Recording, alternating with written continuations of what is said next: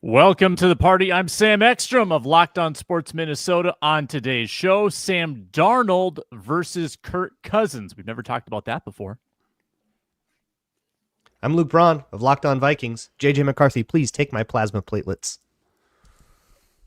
Hey, this is Arif Hasan from the Wide Left Substack, and they're called Skeets. Luke Inman at Luke_Spinman got a guaranteed lock in our gambling segment today, but if it loses, it's not my fault. Locked On Sports Minnesota podcasts. It's endless Minnesota Vikings talk with the diverse voices of your local experts. It's time for the Minnesota Football Party. It's your guys hanging out talking next level Vikings football. So join in with Arif Hasan, Locked On Vikings Luke Braun, Superior Sports Talks Luke Inman, and Vikings insider Sam Ekstrom, plus the biggest names in Minnesota football for the Minnesota Football Party. And it starts now.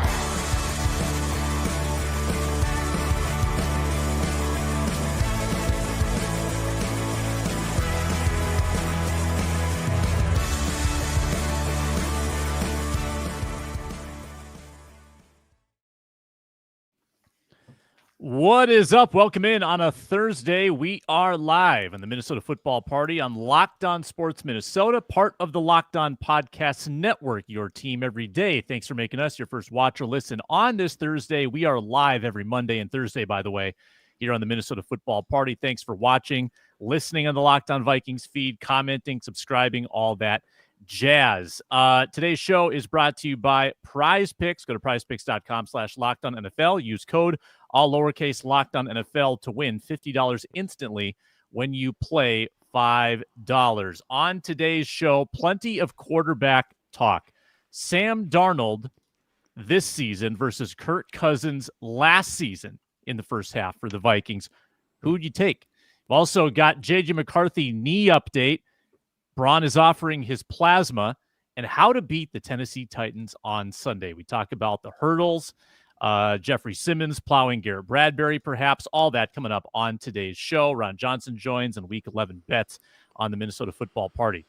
Let's start with just kind of the breaking news, the JJ McCarthy second knee surgery that was announced yesterday. Reportedly, no change to the recovery timeline. Something called a biologic injection, I think. I don't know if this is like the Kobe Bryant injection where he goes to Germany and got it to keep his knees healthy. Hopefully this is a little more innocent. Hopefully this isn't a Sharif Floyd complication. But anyone's alarm bells. That's what you meant by innocent. I was like, what in the world do you think goes on with these platelets, man? What is happening? Yeah. I mean, you're always wary when there's a knee complication, right? Right. I just wouldn't worried. use the word innocent there, I think. Yeah, semantics, right? But I guess you worry about the fragile need quarterback. Like you obviously have concerns when anything pops up of this nature because it didn't take much to injure the knee the first time. It took about 2 quarters, and then for the complication, like it makes you sweat a little bit when you hear about this. They're saying no change to the timeline. Anybody raising alarm bells about this? No. Yeah, I mean, they're saying all the right things. They're saying we shouldn't be worried. I mean, I get what you're trying to propose as far as like you say the words Viking quarterback and knee injury. Heck, any Vikings player getting a knee surgery at all, maybe there's a little PTSD that kicks in for sure. But I don't know enough about it just to like jump the panic meter straight to a 10. But yeah, sure, maybe I'm a little spooked, like just based off the bad luck we've had with past quarterbacks and knee injuries, not to mention what Arif was talking about with Sharif Floyd and things like that. But just maybe still too early, not enough information out there yet. Maybe a 2 out of 10, maybe actually even just a 1 out of 10 at this point right now. Yeah, and surgery might not even be the right word to describe it, as they point out in the comments. Kevin Seifert called it a surgery, then he walked it back and said, well, maybe it's a procedure. Whatever the case, a biologic injection. Can we actually talk about like what happened here? This is not like another ACL repair, okay? Chill. Right. I want to clarify. So there was a surgery. The surgery was not to fix anything. It was an exploratory surgery because technically anytime you cut any, like, that's a surgery, right?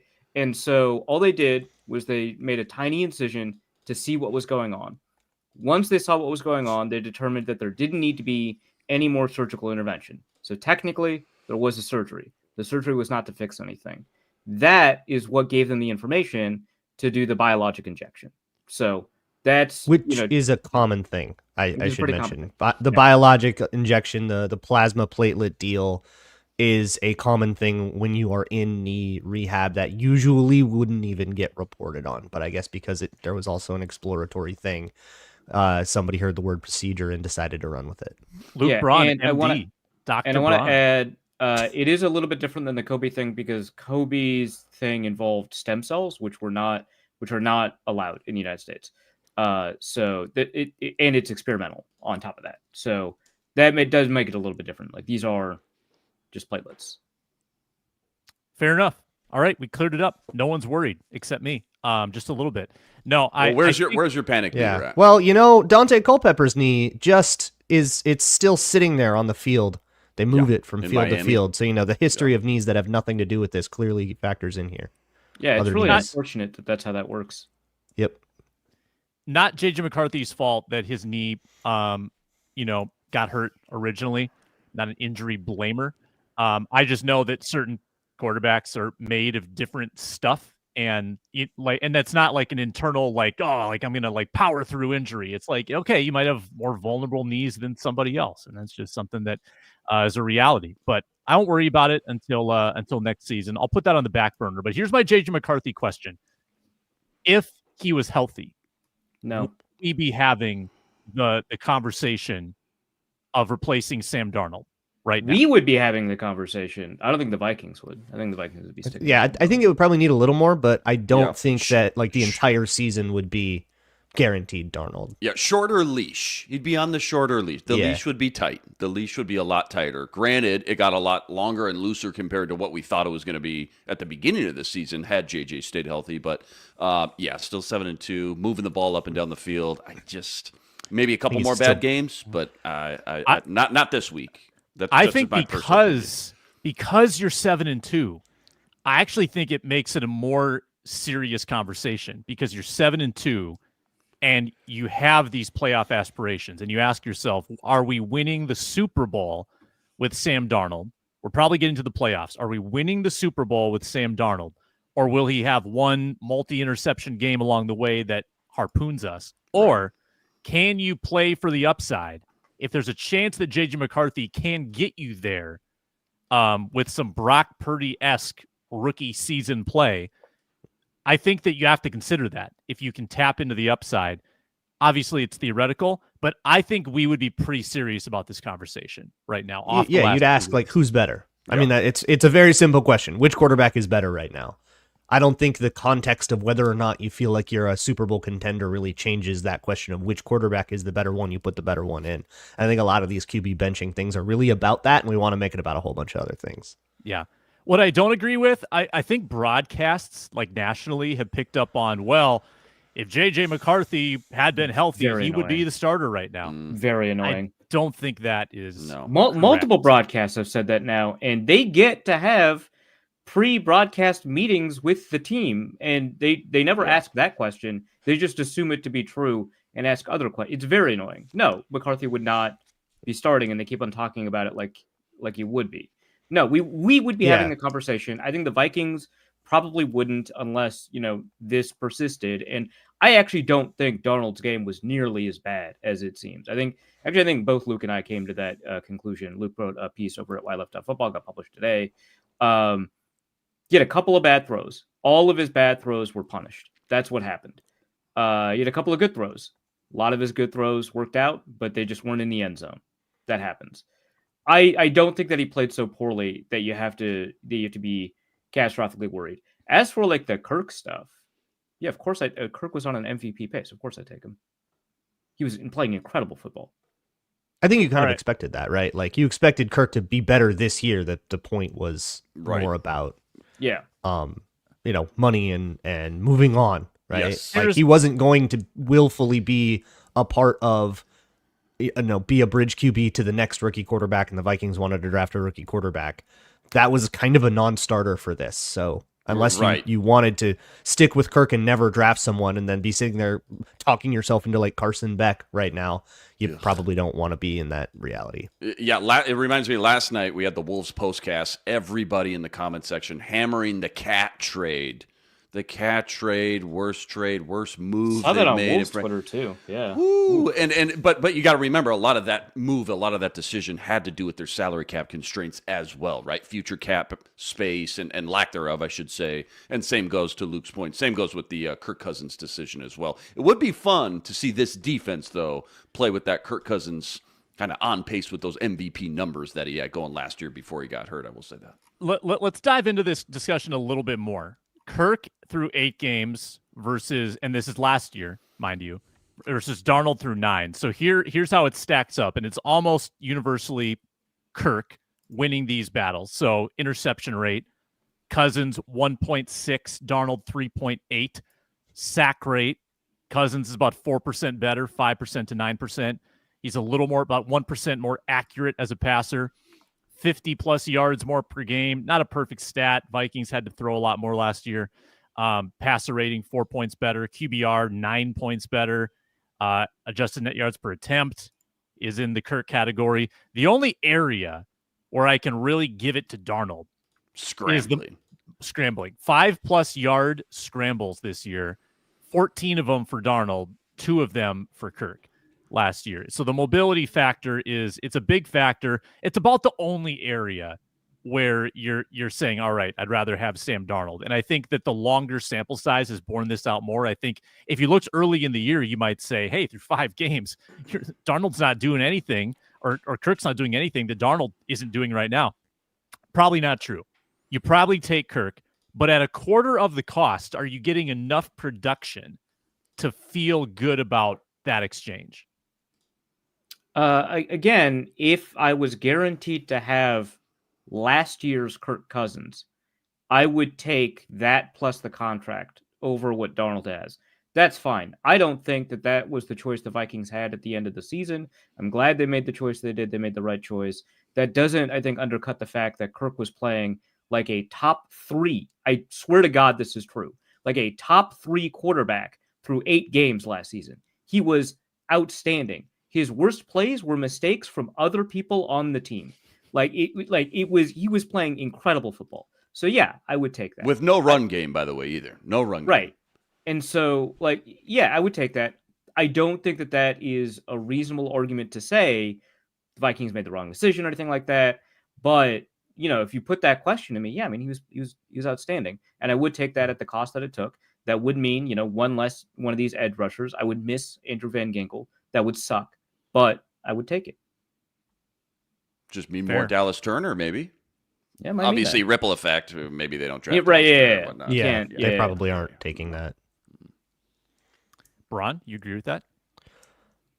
So early in the season, I did a lot about this with like Darnold and Kirk and like kind of comparing them. And then after 4 or 5 games, it was like, you know what? We're kind of where we are, and it got boring. But I assume that things have not changed too much. They haven't changed much with Darnold. But like the devil's bargain of Darnold is a different devil's bargain. And it has worked out very well for the Vikings. They're very built for this. So like, yeah, it feels like if I were to ignore that keeping Kirk would have meant not drafting a quarterback. Keeping Kirk would have meant, you're not worried about his injury. You're not worried about the contract and all these other mitigating factors. And we just go QB for QB. Yeah, you probably take Kirk, but like that is not the decision that they had to make at all. And that Darnold has, all in all, played well. I'm not quite as high as Arif made me out to be on the Jaguars game. I actually do think he left quite a bit of meat on the bone in that one. But a lot of the mistakes also weren't his mistakes. Sometimes it was somebody not running the route right or whatever. But like with Darnold, what you get, I think about that 97-yarder against San Francisco, right? That was an opportunistic play that usually isn't there in that concept. The concept that they had with that big deep post against middle of field closed coverage, you basically see middle of field closed, you come off of it. But Sam Darnold saw that middle of field safety hesitate a little bit and took advantage of it and threw a deep bomb down the field. You never would see Kirk Cousins do that. He would see middle of field closed, understand that that's the coverage, come off it immediately. He would never take those opportunities. It's that same brain worm that leads to about half of these interceptions. So you have to take it as it comes. But I don't know. We are where we are, and it's who Darnold is, and it's led them to 7-2. So never going to be that mad. Yeah, not too much to add. I mean, again, like you guys said, quarterback for quarterback, Kurt, no question. Building a team, though, building an actual team for 2024, 2025, and beyond. Darnold, a rookie quarterback, freeing up all that cap space. Now they got a boatload of cap space for 2025 and beyond. Hitting the reset button, I guess, on the cap still feels like the right move. And the fact that you're 7-2, albeit at times a little ugly, a little janky at times, the fact that you're 7-2 definitely is a little cherry on top for sure. We lost Braun. Now he's back. Before we break, would anyone like to indulge Macho Meech with the Vikings video they put out this week? Most famous person in your phone. I had so many questions off of that video, by the way, like what the Jordan Addison Elon Musk connection. Oh yeah, is about that. Should I be concerned? Should I be impressed? They're FaceTiming each should other. Not be surprised. Weird emotions going on. Yeah, I mean that makes a lot of sense. It does explain some things. I don't know what it explains, but it feels like it clears some things up, or makes them muddier. Anyone like to volunteer a name? Boy. Non-sports. Chelsea Manning. I've got to Google who that is now. Probably a sports person for me, but if not sports. Probably aspiring UFC fighter, which is Wild William Haynes. I worked with him back in the day. Nice. Could argue I was the first person to lose a fight to him because we had at the work they had one of those like they had some like employee appreciation thing, and they brought in one of those like jousting deals that you can like go like big like padded thing. And he was not a fighter at the time. He was a very skinny like nerdy guy. And I, too, am a skinny, nerdy guy, so everybody thought it'd be funny if the two of us went, and I lost. And now he's a UFC dude. It's wild. He's, like, jacked. Well, then it's amazing what he's done for his body. That dude's awesome. Addison needs a self-driving car. Yes, Burrito Bill. I don't know that a self-driving car would have put him in a bunch of better situations, if I'm being honest.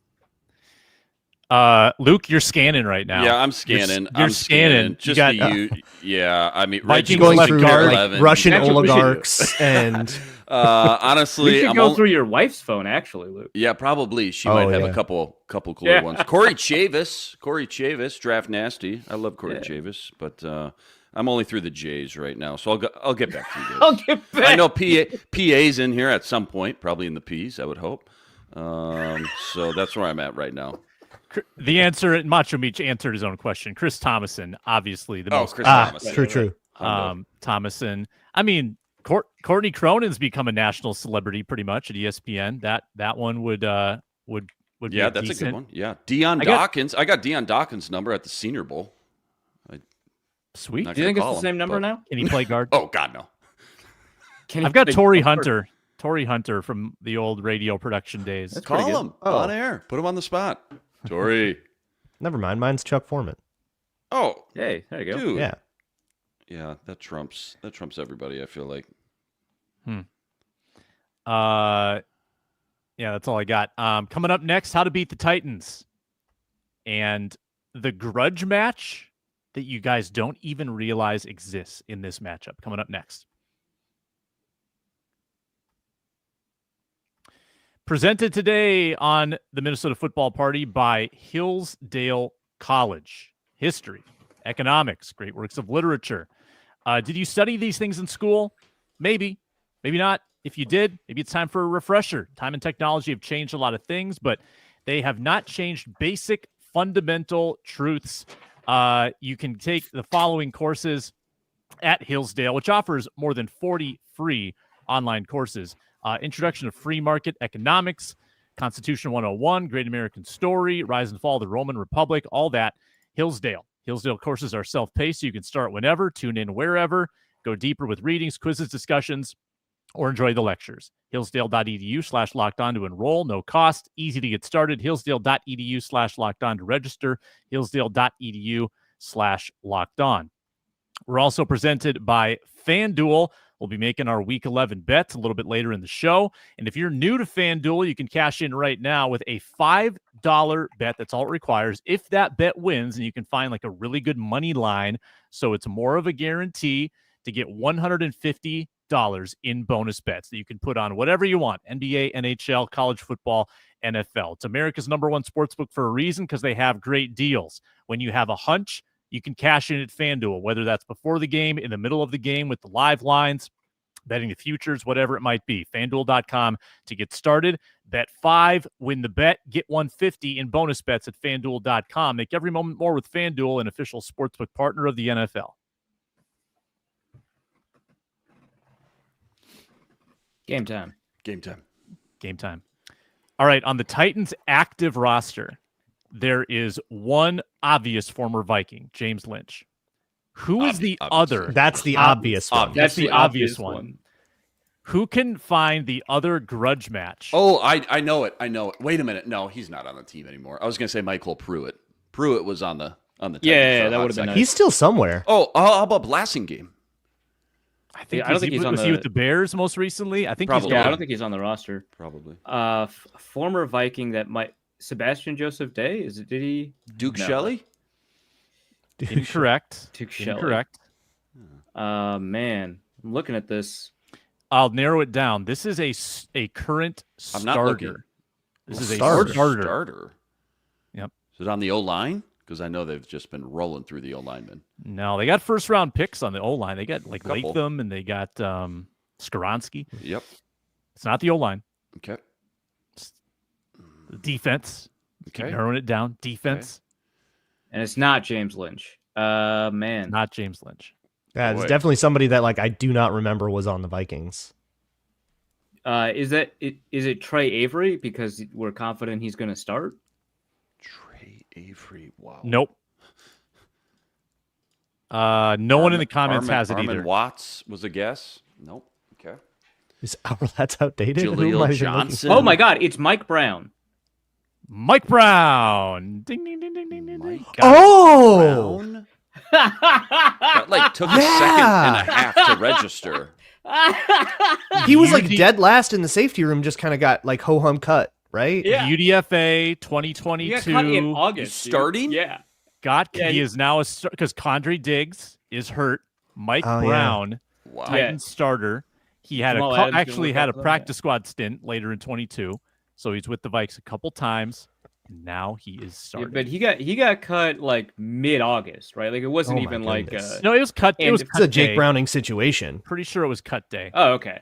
Yeah, but it was like, it was just like, oh, yeah, I guess that counts. Anyway, I hope he's mad.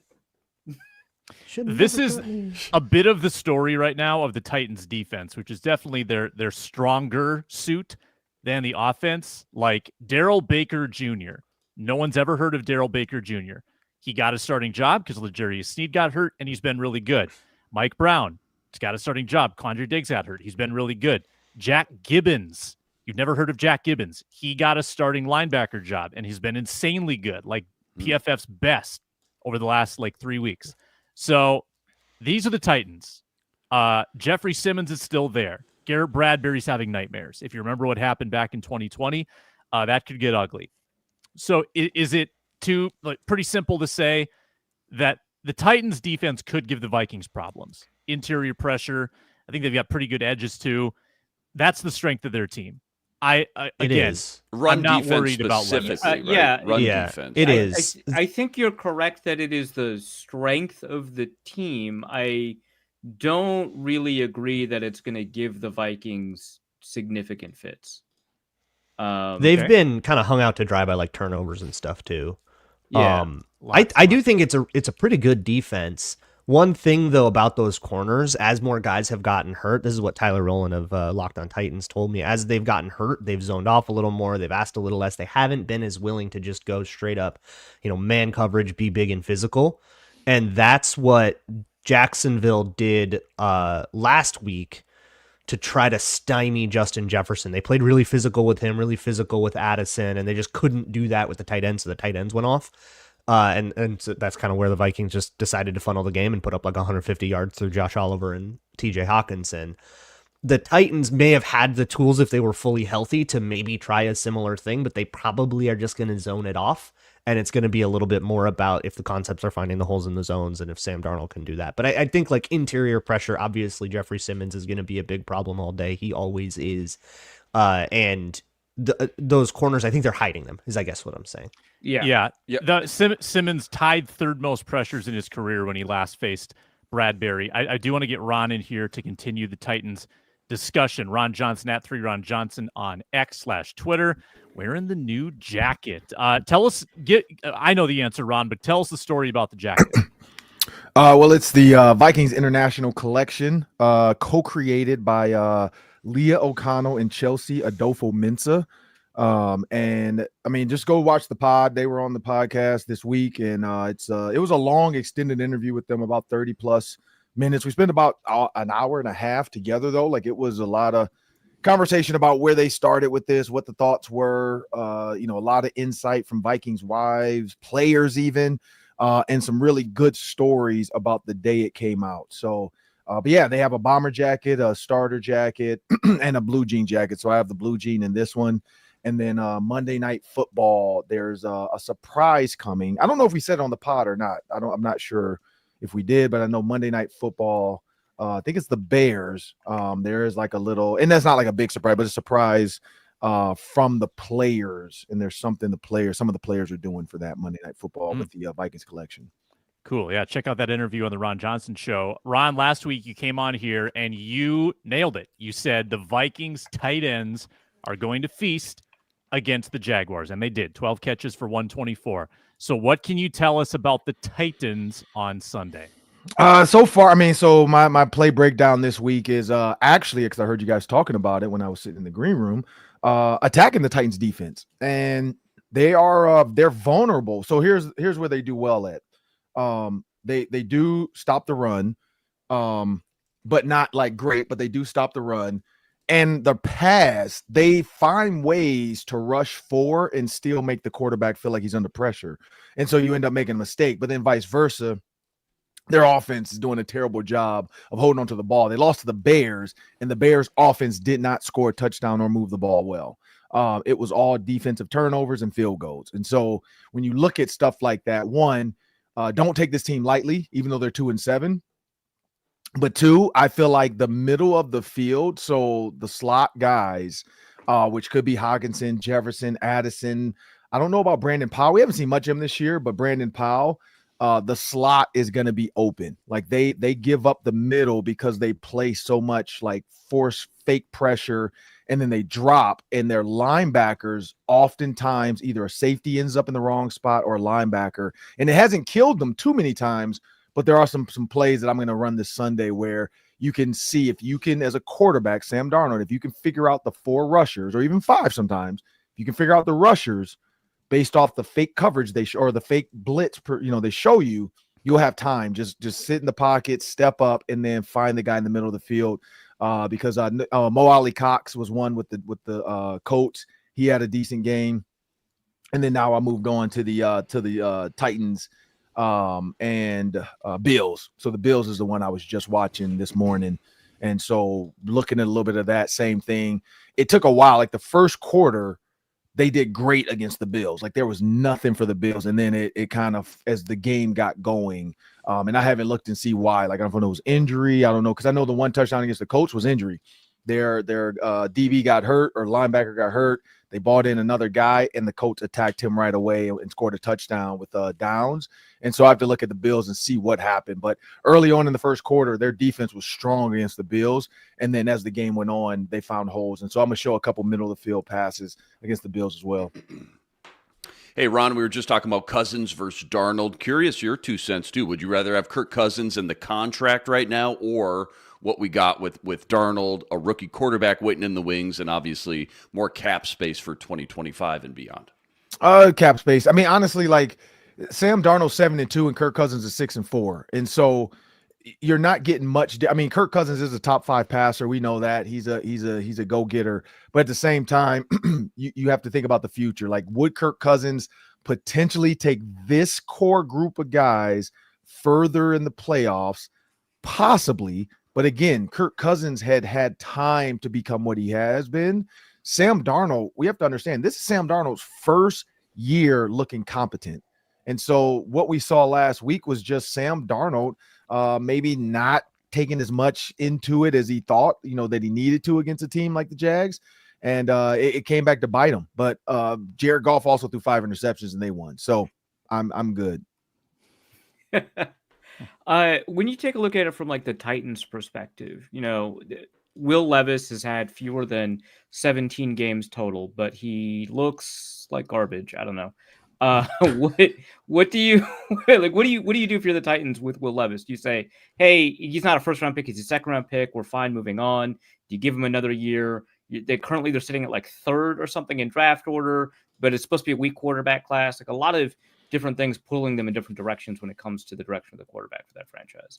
Yeah, well, when he lost his girlfriend Gia, I knew he was a fumbler. The fact that he fumbled that one off, that alone as a GM, I'd be like, yeah, no, we can't. This guy makes bad decisions. Like, that's a poor decision right there. Like I need my quarterbacks to make good decisions, and that was not a good one. When you look at Will Levis versus Mason Rudolph, you don't see much difference, and I think that's the scary thing. Like it neither gives you makes you think like, oh, this is okay, we need to play this guy, because I think the Titans are kind of back and forth. Like, let's see who has a better practice, and that's the guy's going to start. Will Levis, for me, I'd say sit back a little bit. Again, he's a guy that likes the big play, to run around, feel like he beat the pressure. I would just go after him with 4, but different ways. And again, honestly, the Titans rushing 4, it's a great look at how you should do it without having to send 6. Like, they do a great job of putting 7 at the line of scrimmage, kind of like Zimmer. I mean, honestly, when Zimmer's defense was cooking, it was cooking. They put a linebacker in the A gap standing up. They put a linebacker in the B or C gap standing up. And then they have 3 guys with their hand in the ground. They have a DB on the edge. And then at the snap, different guys go. And so I think it's a cool concept without having to put your DBs in man coverage all the time. And so with Will Levis, I would do that to him. I would do the same thing to him. I would say, you know what, let's just rush 4 and hope the 4 we send this time get home. The 4 this time we send get home, and force him to try to beat 4-on-7 coverage. Like if he has 4 or 3 receivers in coverage, try to beat us. See what you can do, because then have a spy. Because then when he wants to run, because we know he can run the ball, then you have a guy there that can make the tackle, which probably should be Josh Metellus or Ivan Pace Jr. And I would say that's the way I would attack Will Levis. But no, he's not great, but he's not bad, but he's not good. So I don't even know where he's at. He's kind of like, it's almost like they were planning on having Derrick Henry and they don't have him. Like the offense just doesn't seem like they have an identity. Their offense right now needs to be spread people out, quick passes, and they don't do it. They still trying to run this offense as if anybody cares about their play action. I mean, seriously, like you can't run play action without a running back. Like it just doesn't work. If you're not, that's why I hate when the Vikings do it. If you're not going to run the ball, stop running play action, because you're not doing anything to the linebackers besides making your quarterback turn his back on the defense for half a second. Then he has to take more time to figure out where he's going to go with the ball. So on a similar note, we've been talking about kind of Sam Darnold and where his value ranks, but at the end of the year, he's walking, he's going somewhere. Call your shot. Where's he ending up? Ooh, I mean, honestly, like if I'm could Sam it be Darnold, Tennessee? It could be Tennessee. Because I know Shadur Sanders doesn't want to go to Tennessee. Like that's clear. Dion has the teams he wants. Like Shadur keeps tweeting about the Raiders. So clearly maybe the Raiders could be a landing spot for him. And I think Dion likes the fact that coach is a former player and is willing to do the things that Dion likes, which is bring in other former players, like maybe make Dion a special assistant on the staff of the Raiders. I don't know. You never know what's going to happen. And probably pick up Shadur or Shiloh as a free agent, because I don't think he's getting drafted, but could pick him up as a free agent. But when you look at where you could go with Sam Darnold, you got the Jets, which I don't know if he goes back there, but you got the Jets, you got the Raiders. Who else is out there that's terrible? The Saints. You got the Saints that could use a quarterback. Steelers don't have a QB, I don't think, signed for next year. Yeah, but I don't know. I think they like the Russell Wilson, Justin Fields possibilities. But yeah, it still could be the Steelers with Sam Darnold. But I think the three I said, because the Raiders, Saints, and the Jets for sure I know are in that market for a quarterback. And the Saints, I only say that because it looks like they're about to implode. Like the former receiver going off on quarterback. The front office has to see that and maybe feel like, I wonder how many other players feel this way. Yeah, that's interesting. Ron, but also don't sleep on the 1-year deal again with the Vikings. Like JJ McCarthy coming off of another scope that has nothing to do with his timeline. That could be a play in this where they're like, hey man, look, like we'll give you 40. We'll give you 40. Like just come back. 40 million. 40 mil for a year of Sam Darnold. In the second year of your rookie contract with JJ McCarthy, boy, people would have some thoughts. People would be upset. if you were looking at, so if Sam Darnold was a stock, if he was a publicly traded stock, like the fluctuations would just be insane. Like if he, after 5 weeks, think about what he was worth then compared to what he's worth now. It's the same thing I talked about with Dobbs, how after 3 weeks with the Vikings, Dobbs could have hit the market and made 8 figures. Yeah. And then he ended up not having, like, struggling to find a job after that season. That's how fast it moves. So I think right now Sam Darnold he's headed in a direction where he may not be guaranteed a starting job next year. He would have been a few weeks ago. Not anymore. You make it sound like he's been playing awful the past 4 weeks, and he hasn't been. He played better this last game than he did 4 weeks ago, man. Like, I don't know. The one thing I'll say is it's going to be reactionary at the end of the season. So where does this team finish at the end of the season? How does the playoff game look? Does he win a playoff game? Does he screw up the playoff game for the Vikings? And it's like, oh, if Sam Darnold just was half decent, they would win. All that's going to matter. Barreling toward that exactly. Yeah, no, that's precisely. Yeah. I mean, that's what the offseason is going to look like. Like if he goes into a playoff game, let's just say against the Falcons or somebody like that, and he kills it, goes out, balls out, 300 yards or 280 even, 2 or 3 touchdowns, no picks, and the Vikings win, everybody's going to, oh yeah, like let's go to the next game. If he goes out there and Kirk Cousins outplays him, he checks down when he should be throwing it deep, he's throwing interceptions, he's taking sacks because there's nobody there and he's scared to run, then people are going to be like, okay, where's that Sam Darnold from weeks like 2 to 4? Like where he was absolutely lighting up the NFL. That's what people are always going to wonder. It's like, which Sam Darnold are you going to get if you get him long term? Is it going to be the start of the season, Sam Darnold, and we'll see what the end of the season looks like. But that's the fun thing about football is I think that this last week was just like a mirage. I don't think that's a trend. I think that's Kevin O'Connell not being in his ear as much, thinking like, hey man, this is week 9. Like you got this. Like I trust you. And it's like, oh hell no, I don't trust you. Like get over here. It's like when you let your kid off, I always laugh. We laugh at people. We see their kids on a leash. We go to Disney World. It's hilarious.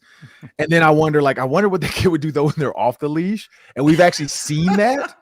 And I'm like, okay, like now I see why you have a leash on that kid. He is a demon child. So yeah, like I always think that with coaches, like some coaches, like we always talk about the leash. It's a, whatever the word is. It's not a real leash, but but how long is it? Do you have a leash? Do you let him off the leash? Like what? And I think that's where Kevin O'Connell is. Like, can I let Sam Darnold off the leash to kind of do what he wants to do? Or do I need to still control him from my headset? And I think the answer is control him, which is not bad. Under control, he's great. So I think you need to do a little bit more control with him.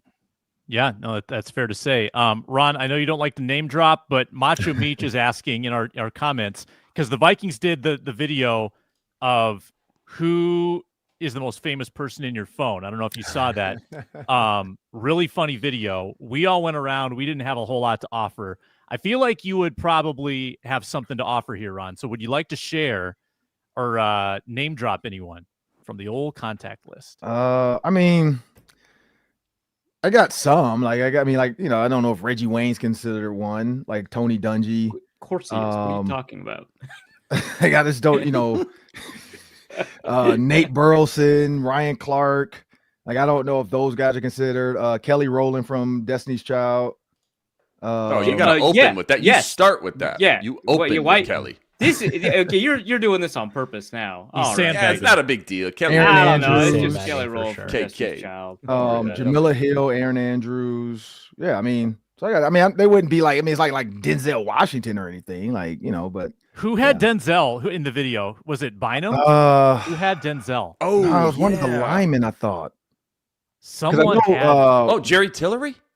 Might have been Tillery. Was it? I don't know. No, I know it had Elon Musk, which that was super random. Jordan Addison. Yeah, like Addison weird. and Eli, like that's so weird. Like that one, I wouldn't have guessed like that. But yeah, I'd say that's my, I have to go through it and see. But yeah, I mean, mainly it's people know though from sports. Like it's not anything crazy. Like it's not like. What's her name? Monica like I've got the who's who of sports reporters in my phone locally, right? But like that to me, that doesn't feel like interesting at all. PJ Fleck, like I don't know, is that one? Hey, I'd count it. Someone's saying it was Matt Daniels who knew Denzel. Oh, okay. Sure. Yeah, that's a good one though. Denzel and Elon. Give me Denzel over Elon Musk. I don't got nothing to say to electric cars. Like. Ron, looking good in the jacket. You can find the full interview with Leah O'Connell and Chelsea Adolfo-Mensah on the Ron Johnson Show. Find it on YouTube or find it on the Locked On Sports Minnesota audio feed. Thanks a lot, Ron. Appreciate and we'll talk it. to you on the postcast on Saturday, or not Saturday, but Sunday. With the no Gopher game this week. Sunday, Vikings, Titans. They're going to blow this out. Sam Darnold's going to throw for 320. 320. All right, you heard it here first. He's at 3, Ron Johnson. Thanks, Ron. All right. We make Week 11 picks after this on the Minnesota Football Party. Speaking of picks, Prize Picks brings us today's show. It's the best way to play daily fantasy sports. You can make up 100 times your money with as little as 4 correct picks. You can play in 30 different states. They invented the flex play, which means your lineup doesn't need to be perfect. You can still cash out. You can still get one wrong and still make money. You can double it up going like 3 out of 4. Really cool. Takes a little pressure off having to be perfect because, it's tough to have a perfect entry when you stack up 3, 4, 5 Prize Picks gives you that option. They put their members first, so all withdrawals are fast, safe, and secure. They offer Venmo now for easy deposits and withdrawals. Here's what you have to do. You got to download Prize Picks today. You use code LOCKEDONNFL. You get $50 instantly after you play your first $5 lineup. Download the Prize Picks app. Use code LOCKEDONNFL. $50 instantly after you play your first $5 lineup. Prize Picks, run your game.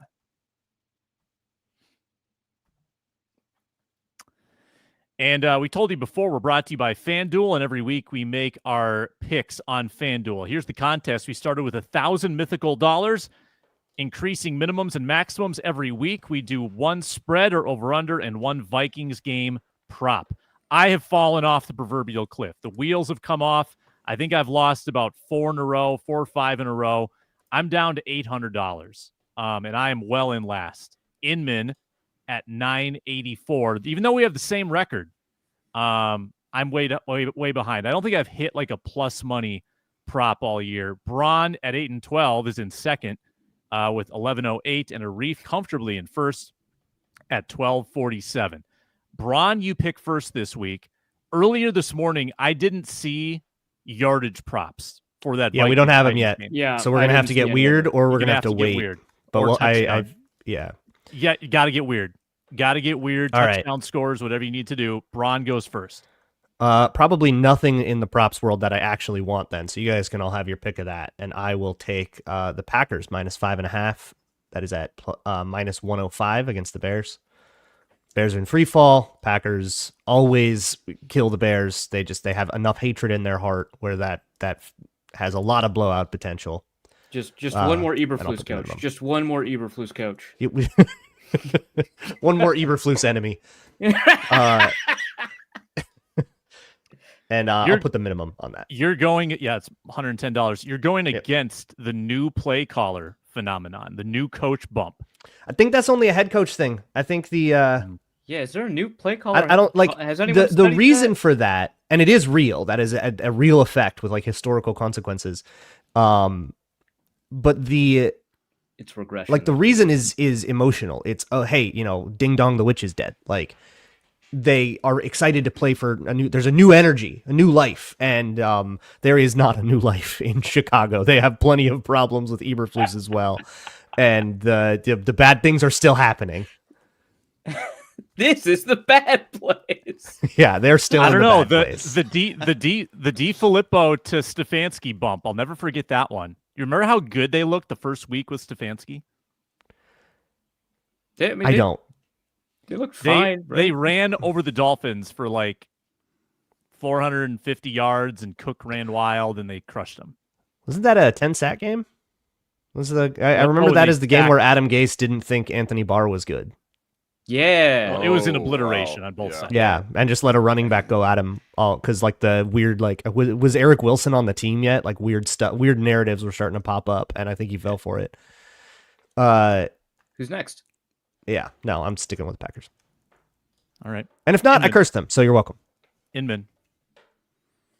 Yeah, scrambling to look a prop here, so I'm going to take my spread as well. Give me the Steelers +3, getting 3 points at home. -102 is the spread for $150. Playing the Ravens should be close, should be a good game. I just like getting points at home for Pittsburgh +3, -102, $150. Big test for my guy Russ. Arif, my guy. Oh no, I forgot about that. All right, scratch that. No, I'll take Vikings to record 5+ sacks -130. Ooh, yeah, -130. I know they do it every week, but really, -130 on 5+ sacks? Wow. I actually looked at that one too. Hold on, wait a minute. That seems crazy. That seems crazy. There's another crazy one on here. Has it changed? Because I'll take it if it's changed in my favor. It's in what, game specials? Dude, yeah. No. 5+ It has not changed. How about this one? yeah, Touchdown -130. scorer. Cam Akers is tied for the best odds to score a touchdown with Aaron Jones. Cam Akers has better odds to score a touchdown than JJ. They might just be thinking that because Aaron Jones is probably going to be questionable, that maybe there's a know? chance he plays the whole game. Yeah. Jeez. Interesting. Game specials was the sack one? Yeah. You're just paying an absurd amount of juice on that, but you're locking it in? Okay, I'll take 6+ sacks at +165 then, Sam. Ooh, Convince me. Peer pressure. Got him. Fine. Minimum? 5 sacks exactly now. Yeah, I'm taking the minimum. Yeah, it's going to be 5 sacks now that we've done this whole parade. That's hilarious. Little table talk here. We got Arif to go a little more reckless. I like it. This is even crazier than you spending $1 more on your bet a couple times. That was pretty earlier. wild. Yeah, that was pretty reckless. And then I had to chase that dollar for a little bit. Yeah, you made up for it with the Hawkinson win last week. That was huge. You guys have literally you've done it. You've allowed underdog Patrick Mahomes to fall in my lap as the last pick. Thank you, Mahomes +2.5. I got to get the odds on this. But they're taking on the Bills. They're on the road. I don't care if anybody. This has to be the worst undefeated team I've ever seen. I'm just gonna I would love to be the worst undefeated team. Don't get me wrong, but you can have this. Aren't they like super 2022 Vikings coded? Yeah, all these 100%. games. It's like all 1-score games. Yeah, weird. And now they're going I'm hearing to less Buffalo. about DVOA this year. That's fascinating. Yeah, weird, interesting. So wild. How'd the 2022 Vikings do in Buffalo? Did they cover? They covered -2.5, didn't they? Yeah. If DeAndre Hopkins has the catch of the year and Buffalo fumbles in its own end zone, then yeah, sure, I'll take the Chiefs. But otherwise, all right, I love it. I love the Chiefs. $150 on it, and now I get to go again doing the prop. I had this written down. What was I going to take? So I'm actually really upset that they don't have yardage props because I'm tiring of touchdown props. I just think they're too volatile. They're too you can have a great game and not score a touchdown. I'd much rather live and die with yardage. So, but I think I am going to go with the Vikings to win the first quarter -1.5. Yeah, that one's. I was looking at that one. That one's good. +106 plus money, +106. I know it's they're getting a point and a half. Titans are also a first half team. That's the thing, is that both the Vikings and the Titans overperform in the first half relative to their overall. Yeah. I'm going to take it. Plus 106, minus 1.5 in the first quarter, and another 150 on that. And back to Arif. I cannot believe we're in a situation where I get to say I really like the Commanders. That is a good team, and they're getting 3.5 points. Now, mind you, they're on the road against Philadelphia. Pretty decent. But yeah, this Commanders team has the juice. It's crazy. So Commanders plus 3.5 at minus 105. I'm, of course, taking the minimum. Of course. Inman. Yeah, the dollar days are over. We can't. It was a good run. Not with a lead, especially. Yeah. A lead late in the season, you gotta just cut the engines. Gotta tighten up. Yeah. So I'm looking for Vikings. I almost bet this last week. I'm glad I didn't, but I'm looking for Vikings to score in their opening drive. I don't see it. I see Vikings first scoring play, so I have to pivot and default to that. I will. Wait, are you looking for the first score or for the Vikings to score first? The Vikings to score a touchdown on their opening drive. Oh, I found that in the somewhere, but it's parlayed with a money line. I couldn't find it alone. I see the Vikings first scoring play. I mean, I guess scoring. Team to score first. First Vikings scoring minus play, 144. Vikings. Right, but I want a touchdown specific. I got it. Oh, okay. I got it. First scoring play, Vikings. I don't know if this is specific to the Vikings. That's what I'm saying. Do you want overall first score or just the Vikings? I'll just do the Vikings because I think I'm looking at it as well. Plus 175, Vikings touchdown, first scoring play. Is that what you're looking at? So that would be overall in the game, like for either team. Yeah, the first go scoring lower, play in the game. Yeah. And what are your odds, Sam? Minus 180 just for the Vikings to score a touchdown versus a field goal or a safety. I don't like it. Let's go first scoring play. Vikings score a touchdown, opening drive, win the coin flip, plus 175. I like how you keep on adding these things that are not in the prop and are substantially less. Dude, you got to build a story, man. You got to build a story, okay? Literally wrote about how doing that makes you lose. But yeah, no, go ahead. No, go ahead. I'm doing good. Third place. Not bad. Not worst. Just 110. That's the minimum, 110? Yeah. Plus 175, wagering 110. Lock it up. It's a lock. Lock of the week. Lock of the century of the week. Finish us off, Braun. I don't really like anything. It all feels like this is weird, but no props.